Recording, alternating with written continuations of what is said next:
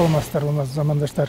Биз бүгүн Манастын айылы маданий этнографиялык комплекстин жетекчиси Дөөлөт Сыдыков менен маек курмакчыбыз. Дөөлөт, мына февралдан баштап өзүм жетекчи болуп келдим. Манастын айылы дейбиз. Ушул кандай акыбалда кабыл алдың?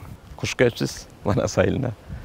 Муну ошол эркин экономикалык аймактын жетекчиси Кудурет Марипович президентке сунуштап анан ушу мени бекиткен эле.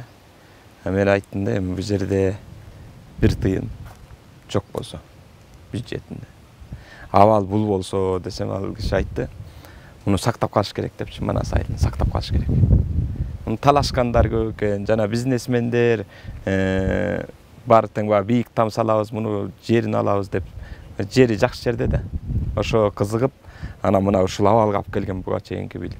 Эгер мен пайдам тие турган болсо, анда сактап муну кайра салыш керек деп, азыр ушуга жандал бастап жүрөбүз. Анан президенттин өзүнө да жолукканыбызда, ал киши президенттин иш башкармалыгына тапшырма берген. Ошонун негизинде биз конкурс жарыяладык азыр. Ушу кайра куруу боюнча архитекторлор арасында конкурс жарыялап, мына ооларды көрдүңүзбү? Мышы кыйлайт. Мен ушул жерге келгенде күндө киргенден заарканам. Ушундай абалга келип калган. Ушул 30 жылдан берки Кыргызстандын абалын мына ушул Манас айылынан көрсө болот. Акыбалын караңызчы. Күндөн күнгө урандык айланып баратат. Күндөн күнгө. Бул ачык асман астында болгондон бирде шамал, бирде жаан болот экен, бирде жел болот экен, бирде ысыйт экен. Ушунун баары тең. Мына сапаты жок салынган, көрдүңүзбү? Бүт урандык айланып атат, бүт. Ушуну көрүп алып, зээнин кейит, ушу Манаска өзүбүздүн атабызга ушундай мамиле кылып атсак, анан арбак ыраазы болмой тирүүнүн иши жүрбөйт деп кыргызда жакшы сөз бар да. Анан Манас атабыздан калган жер болсо, Манас атабыздан калган тилди сүйлөп атсак, Манас атабыздан калган калпакты кийип турсак, ошо актан калган каада салт менен жашап атсак, анан Манаска мамилебиз ушул болуп атпайбы? Анан биз кантип оңолобуз? Дөөлөт. Мен мурун билгенде, мунун территориясы чоң болуш керек эле да. Эмнеге бул бөлүнгөнсүп калган да? Мына туура айтасыз, могу жерде мунаранын ар жагынан тосулуп турат да. 4-5 гектардай жери тосук да. Анан могу Ысык көл гостиницасына мындан 2 жыл мурда Жээнбековдун бийлиги болуп турганда 2 гектар жерди бербейиптир. 2 гектар эмеге? Ооба. Мына Ысык көл гостиницасынын үстү жагынан, асты жагынан жолго чейин барчу экен бияктыкы. Ошол жерди берип салган. Анан бул жердин ар жагы тосулуп турат, бирок бул Манас айылына караштуу. Аны дагы кореецтерге бербейишип, талашып, тартышып, анан бир арабтарды алып келишип, бийик там салабыз а жерге деп, анан биягын оңдоп коебуз демиш болуп, ушинтип талашта жүргөн. Бирок азыр бул Манас айылына караштуу өзүнүн жери. Ушул өзүнүн жерин ушинтип бөлүп отуруп, буну жок кылабыз дешкен да. Жок кылабыз деп атайын ушул абалга алып келген. Мына ошол карап турсаң, мына Дөөлөт өзүң да түшүнүп атасың. Бул образдар, бул Манастын образын негизи бербейт да. Ооба. Ушул кандай көз караш? Туура айтасыз. Мына деги бир жакшы сөз бар эл ичинде. Дүйнөнү символдор башкарат деп коет го. Могуларды карасаңыз, сиз айткандай, муну эл деле айтып келген буга чейинчи. Элдин баары эле айтып келген, бул ушу кантип тети 40 чоро деп айтылат. Ооба. Ушу кантип 40 чоро болсун? Могу 40 кыз деп айтылат экен.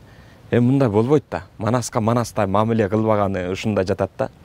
Муну баягы 95-жылы Манасты 1000 жылдык өтөт дегенде эле эптеп баттан чийип, баттан салып эле, сапаты жок кылып, бул жерге 5 мүшөк цемент кетет, могу жерге десе, 2 мүшөк цементти салып туруп, 3 мүшөгүн жеп алышып, ушундай мамиле кылышкан да. Чийимдери деле ушундай болуп калган. Кыргыз эч убакта 4 бурчтук, 3 бурчтук кылып чийим кылбайт да. Кыргыз тоголок, боз үйдү да тоголок кылган, калпакты да тоголок кылган, калканды да тоголок болгон дегендейчи. Бардыгы ошо дүйнө аалам менен байланышкан, ылайыктап келген. Монун баары тең ушу биздин дүйнө таанымга, Манас дүйнө таанымына туура келбейт. Ушунун баарын биз кайра Манастын өзүнүн жан дүйнөсүнө жаккандай, Кыргыздын жан дүйнөсүнө төп келгендей кылып, ушу Манас дүйнөсүндөгү кийимдердин баарын чагылдыра турган. Ушу жерге кирген адам Манасты билбесе, мисалы чет өлкөдөн келди. Бирок жөн эле Манас деп эле угат. Бирок киргенде Кыргыз Манас ким экенин кандай эл экенин ошо билип чыккандай кылып моякты аралап чыкканда ошондой бир чагылдыралы дегенбиз. Моякта бүт ушул жерде кыргыз керек болсо тамак аштары тартылана турган жер, ушул жерде кыргыз дүйнө таанымы, кыргыз оюндары өтө турган жер, ушул жердин баарында болгон кыргыздын бир жакшы касиеттерин баары чагылдыра турган жер, бата бере турган жер. Аксакалдарыбыз санжыранын өзүнчө үйүн жасайлы дегенбиз. Азыр мисалы чет өлкөдөн киши келсе, өткөндө бирөө чалат ушул жерди көрсөтүп коеюн дедим эле дейт. Анан айттым, биринчи өзүң келип көрүп кетпейсиңби дедим. Аларды алып келгенде уятта кантип көрсөтөбүз дедим. Манас биздин сыймыктана турган туубуз ушу Манас болсо анан урандын алып келип кантип көрсөтөбүз десем, туура дейт.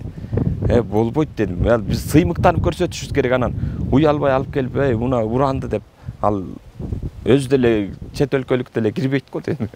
Болбойт да, мындай болбойт да депчи. Анан ушундай абалга келип калбадыбы?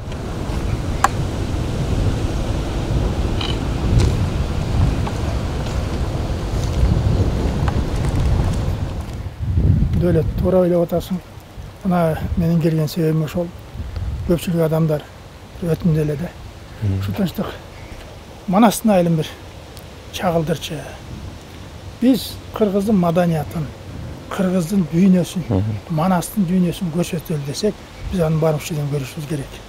Бирок анын акыбалы азыр абдан начар. Ошону бир жолу чагылдырып элге бир көрсөтүп койсо, бир жылыш болобу деген ой болгон да. Негизи эле мына сен айтып жатсың концепция депчи, өзүң да президентке көрсөткөн экенсиң, абдан жакшы. Эми финансы таап колдоп берсе бул чоң ийгилик болот деп ойлойм.